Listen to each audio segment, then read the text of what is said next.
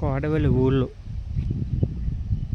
మనకి ఎంట్రన్స్ చెరువు పక్కంచి సిమెంట్ రోడ్లో లోపలికి వస్తే మనకి ఇది 30 అడుగుల దారి, చుట్టూ బిల్డింగులు, 30 అడుగుల దారి.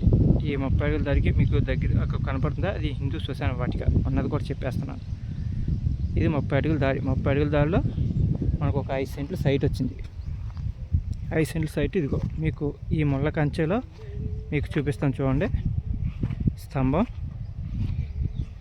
ఇవో అక్కడ స్తంభం కనపడుతుంది కదా, ఆ స్తంభం నుంచి అక్కడ మీకు స్తంభం ఎక్కేసినట్టు చెట్లు కనపడుతుంది కదా, అది ఈ చిల్లేడు చెట్లు ఉంది కదా, ఈ మధ్యలో సైట్ ఇది చూడండి. సైట్ ఇది మీకు దీనికి ఇంకో స్తంభం కూడా చూపిస్తాను చూడండి. అది దూరంగా కనపడుతుంది కదా ఇంకో స్తంభం, అదే స్తంభం.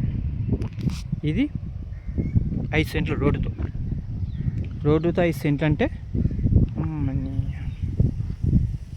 రోడ్డుతో 5 సెంట్లు 15 అడుగులు రోడ్డు ఎట్టుకోవాలి. మన నికరం 3.5 కానీ పావు తక్కువ 3-4 సెంట్లు కానీ ఉంటుంది నికరం.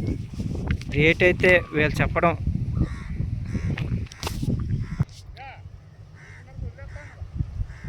వీళ్ళు కూడా 4 చెప్తున్నారు. కూర్చొని అయితే మాట్లాడుకోవచ్చు. ఓకే, మీకు దాని వెనకాల ఈనాడు వెంచర్ అని ఉంది. అది వెంచర్ బిల్డింగ్లు కూడా కట్టారు కొన్ని. దీనికి బిల్డింగ్లు ఉన్నాయి, ఇదిగోండి బిల్డింగ్లు ఇగో.